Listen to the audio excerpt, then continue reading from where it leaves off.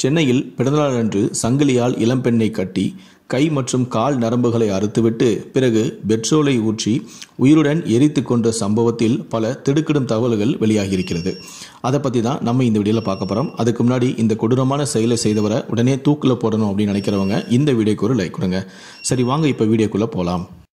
சென்னையை அடுத்த கேளம்பாக்கம் அருகே உள்ள தாளம்பூர் பகுதியில் கட்டுமான பணிகள் பாதியில் நின்ற நிலையில் உள்ள ஒரு கட்டிடம் அருகே 2 நாட்களுக்கு முன்பு இரவு 7:30 மணியளவில் இளம்பெண் ஒருவர் ஐயோ காப்பாத்துங்க காப்பாத்துங்க என்று அலறல் சத்தம் கேட்டது. அவ்வழியாக சென்ற வாகன ஓட்டிகள் வாகனங்களை நிறுத்திவிட்டு கட்டிடம் அருகே ஓடி வந்து பார்த்தபோது பெண் ஒருவர் உடல் முழுவதும் தீப்பற்றிய நிலையில் கை மற்றும் கால்கள் சங்கிலியால் கட்டப்பட்ட நிலையில் துடிதுடித்து கொண்டிருந்தார். இதை பார்த்து பதறிய வாகன ஓட்டிகள் உடனே கட்டிடத்தின் அருகே இருந்த மணல் மற்றும் தண்ணீரை எடுத்து வந்து ஊற்றி தீயையும் அணைத்தனர். ஆனால் சங்கிலியால் கை மற்றும் கால்கள் கட்டப்பட்டு இருந்ததால் வாகன ஓட்டிகளால் அவரை உடனடியாக மீட்க முடியவில்லை. இது குறித்து பொதுமக்கள் போலீஸ் கட்டுப்பாட்டு அறைக்கும் தகவல் கொடுத்தனர். அதன்படி கேளம்பாக்கம் உதவி கமிஷனரான வெங்கடேசன், தாளம்பூர் சட்ட ஒழுங்கு இன்ஸ்பெக்டரான சார்லஸ் மற்றும் குற்றப்பிரிவு இன்ஸ்பெக்டரான கிருஷ்ணகுமார் தலைமையிலான போலீசார் சம்பவ இடத்திற்கு விரைந்து சென்றனர். அங்கு பாதி எரிந்த நிலையில் உடல் முழுவதும் தீ காயங்களுடன் உயிருக்கு போராடி கொண்டிருந்த இளம்பெண்ணை மீட்டு குரோம்பேட்டை அரசு மருத்துவமனைக்கு கொண்டு சென்றனர். மருத்துவமனைக்கு செல்லும் போதே போலீசாரிடம் நடந்த சம்பவத்தை கூற முயன்றுள்ளார். ஆனால் அவரால் சரியாக பேச முடியவில்லை என்றாலும் கடும் வலியை தாங்கிக் கொண்டு வெற்றி வெற்றி என கூறி செல்போன் நம்பரை ஒன்றையும் கூறியுள்ளார். அதை போலீசார் ஒரு பேப்பரில் எழுதி கொண்டனர். பின்னர் மருத்துவமனைக்கு செல்லும் போதே சிறிது நேரத்திலேயே அவர் மயக்க நிலையை அடைந்தார். இதைத் தொடர்ந்து மருத்துவமனைக்கு போலீசார் அழைத்து வந்ததும் டாக்டர்கள் இளம்பெண்ணை சோதனை செய்தபோது அவர் ஏற்கனவே இறந்துவிட்டதாக கூறினர். பிறகு தாளம்பூர் போலீசார் இறப்பதற்கு முன்பு இளம்பெண் கூறிய அந்த செல்போன் எண்ணை தொடர்பு கொண்டு பேசினர். எதிர்முனையில் பேசிய நபர் நான் வெற்றிமாறன் என்றும் பெருங்குடியில் பணியாற்றி வருவதாகவும் கூறினார். தீயில் எரிந்த இளம்பெண் குறித்து போலீசார் கேட்டபோது யாரென்று எனக்கு தெரியவில்லை என்று கூறி தாம் நேரில் வருவதாகவும் கூறினார். பிறகு குரோம்பேட்டை மருத்துவமனைக்கு வந்து தீயில் எரிந்து உயிர்ந்த இளம்பெண் உடலை பார்த்து இது என்னுடைய தோழி நந்தினி என்று கூறி அழுதுள்ளார். வெற்றிமாறனின் நடவடிக்கையில் சந்தேகமடைந்த போலீசார் அவரை கண்காணித்தனர். இளம்பெண் எரிக்கப்பட்ட கட்டிடத்தின் அருகே பை ஒன்று போலீசார் கைப்பற்றியிருந்தனர். அதில் நந்தினியின் போனும் இருந்தது. அந்த செல்போனை போலீசார் கைப்பற்றி சைபர் கிரைம் போலீசார் உதவியுடன் கடைசியாக நந்தினியிடம் பேசிய நபர் யார் நந்தினி யாருடன் வந்தார்களா என செல்போன் சிக்னலை வைத்து ஆய்வு செய்தபோது நந்தினியுடன் சம்பவம் நடந்த கட்டிடத்தின் அருகே வெற்றிமாறன் இருந்ததற்கான செல்போன் சிக்னலும் இருந்தது. போலீசாருக்கு தன் மீது சந்தேகம் வந்ததை அறிந்த வெற்றிமாறன் உடனே அங்கிருந்து போக முயன்றார். ஆனால் போலீசார் அவரை தடுத்து நிறுத்தி விசாரித்தனர். தான் நந்தினியுடன் பெருங்குடியில் பணியாற்றி வருகிறேன், கொடுங்கியூர் அருகே உள்ள மப்பேடு பகுதியில் வீடு ஒன்று வாடகைக்கு எடுத்து தங்கியுள்ளேன் எனவும் கூறியுள்ளார். உடனே போலீசார் நாங்கள் ஃபோன் செய்தபோது நீங்கள் எங்கே இருந்தீர்கள் என்று கேட்டதும் வீட்டில் இருந்ததாக கூறினார். அப்போது போலீசார் நாங்கள் ஃபோன் செய்த 15 நிமிடங்களிலே நீ வந்துவிட்டாய், மப்பேடு பகுதியில் இருந்து இவ்வளவு சீக்கிரம் யாராலுமே வர முடியாதே என்று கேட்டனர். அப்போது வெற்றிமாறன் பதில் சொல்ல முடியாமல் உளறினார். பிறகு நான் தான் நந்தினியை பெட்ரோலை ஊற்றி கொண்டேன் என குற்றத்தை ஒப்புக்கொண்டார். தீவிர விசாரணைக்கு பின்னர் தான் வெற்றிமாறன் ஆண் இல்லை என்பதும் அவர் மதுரை கீழவாசல் பகுதியை சேர்ந்த பாண்டி முருகேஸ்வரி என்ற 25 வயது பெண் என்பதும் தெரிய வந்தது. இவர் பெண்ணாக இருந்து ஆணாக மாறிய திருநம்பி என்றும் அதன் பிறகுதான் தன்னுடைய பெயரை வெற்றிமாறன் என்று மாற்றிக்கொண்ட விவரங்களும் போலீசாருக்கு தெரிய வந்தது. அதனைத் தொடர்ந்து தாளம்பூர் போலீசார் பாண்டி முருகேஸ்வரி என்ற வெற்றிமாறன் மீது கொலை உள்ளிட்ட பிரிவுகளின் கீழ் வழக்கு பதிவு செய்து கைதும் செய்தனர்.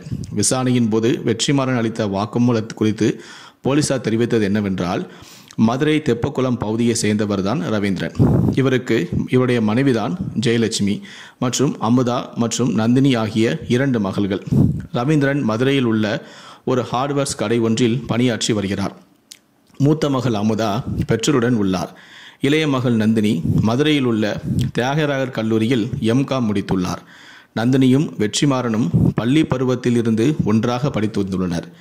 எரித்து கொலை செய்யப்பட்ட நந்தினியும் பாண்டி முருகேஸ்வரி என்கிற வெற்றிமாறனும் பள்ளியில் இருந்து கல்லூரி வரை ஒன்றாக படித்தவர்கள்.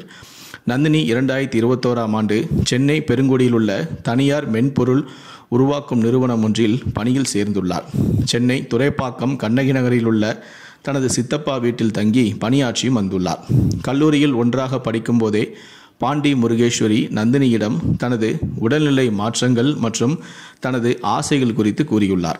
2019ஆம் ஆண்டே பாண்டி முருகேஸ்வரி தனது பெயரை வெற்றிமாறன் என்று மாற்றிக் கொண்டார். தனது உடை தலைமுடியை ஆண்கள் போலவும் மாற்றினார்.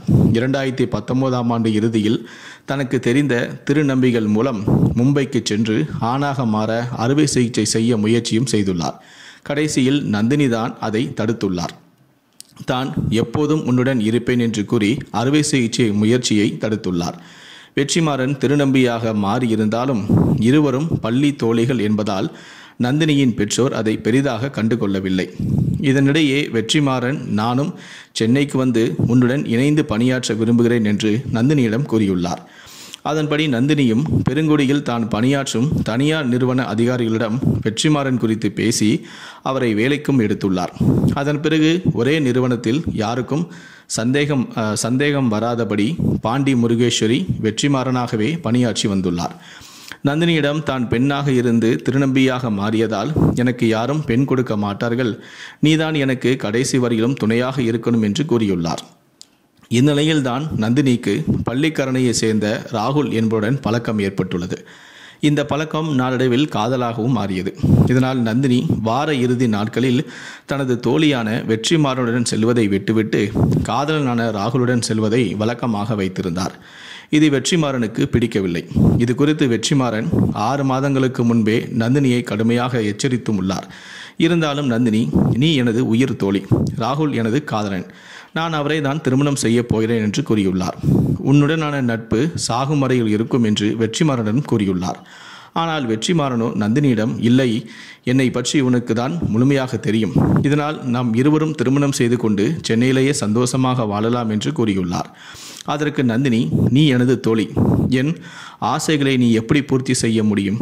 எனது ஆசையை ஒரு ஆணால் மட்டும்தான் பூர்த்தி செய்ய முடியும் என்று கூறி வெற்றிமாறனிடமிருந்து விலகியுள்ளார். இருவரும் கடந்த 3 மாதங்களாக ஒருவரோடு ஒருவர் பேசாமல் ஒரே நிறுவனத்தில் பணியாற்றி வந்துள்ளனர். இந்த நிலையில்தான் நந்தினிக்கு நேற்று 25வது பிறந்தநாள். எனவே கடந்த 22ஆம் தேதி இரவு வெற்றிமாறன் நந்தினிக்கு ஃபோன் செய்து, எனது கடைசி விருப்பத்தை நிறைவேற்ற வேண்டும், ஒரு நாள் முழுவதும் என்னுடன் வெளியே வர வேண்டும், அதன் பிறகு நான் உன்னை தொந்தரவு செய்ய மாட்டேன், உன் காதலுடன் நீ சந்தோஷமாக இருக்கலாம் என்று கூறியுள்ளார். அதற்கு நந்தினியும் சம்மதம் தெரிவித்துள்ளார். அதன்படி வெற்றிமாறன் நேற்று முன்தினம் காலை நந்தினியை ஸ்கூட்டரில் பெசன்ட் நகர் பீச், வேளாங்கண்ணி மாதா கோயில், அம்மன் கோயில் உள்ளிட்ட பல்வேறு இடங்களுக்கு அழைத்துச் சென்றுள்ளார். பிறகு கோவளம் வந்து சிறிது நேரம் கடற்கரையில் விளையாடிவிட்டு நேராக கேளம்பாக்கம் வழியாக பொன்மார் பகுதிக்கு சென்றுள்ளனர்.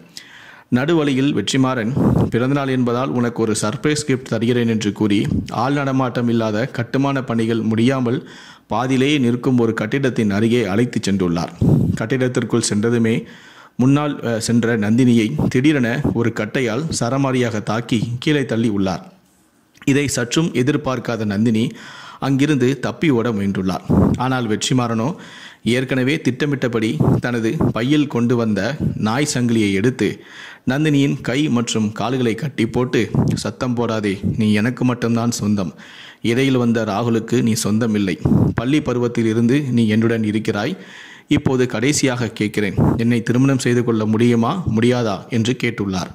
அதற்கு நந்தினி, நான் ராகுலுடன் தான் வாழ்வேன், ஒரு பெண்ணுடன் நான் வாழ மாட்டேன் என்று ஆபாசமாக திட்டியுள்ளார். அதனால் ஆத்திரமடைந்த வெற்றிமாறன் கையில் வைத்திருந்த கத்தியால் தனது உயிர் தோழி என்றும் பாராமல் நந்தினியின் கை மற்றும் கால் நரம்புகளை அறுத்துள்ளார். வலியால் சத்தம் போடவே நந்தினியின் கழுத்தின் இடது பகுதியிலும் அறுத்துள்ளார். இதில் இரத்தம் வெளியேறி வலி தாங்க முடியாமல் நந்தினி துடித்துள்ளார். கடைசியாக மறுபடியும் கேட்கிறேன், எனக்கு நீதான் வேண்டும், என்ன செய்கிறாய் என்று வெற்றிமாறன் கேட்டுள்ளார். என் உயிர் போனாலும் உன்னை நான் திருமணம் செய்ய மாட்டேன் என்று நந்தினி கூறியுள்ளார். அதிக அளவில் இரத்தம் வெளியேறியதால் வெற்றிமாறனிடம் போராட முடியாமல் நந்தினி துடித்துள்ளார். அப்போது ஆத்திரம் தீராத வெற்றிமாறன், நீ செத்துப்பொடி என்று கூறி சங்கிலியால் கட்டப்பட்ட நிலையில் பாட்டிலில் கொண்டு வந்த பெட்ரோலை நந்தினியின் மீது ஊற்றி தீ வைத்துவிட்டு அங்கிருந்து தப்பி ஓடிவிட்டார். நந்தினியை கொலை செய்தது நான் தான் என்று போலீசார் கண்டுபிடிக்க மாட்டார்கள் என்ற நோக்கில்தான் போலீசார் அழைத்ததன் பேரில் வெற்றிமாறன் மருத்துவமனைக்கு வந்துள்ளார். ஆனால் அவர் பயன்படுத்திய செல்போனால் அவர் வசமாக சிக்கிக் கொண்டார். இவ்வாறு கைது செய்யப்பட்ட வெற்றிமாறன் வாக்குமூலம் அளித்ததாக போலீசார் தெரிவித்தனர். வெற்றிமாறன் என பெயர் தேர்வு செய்தது ஏன் தெரியுமா?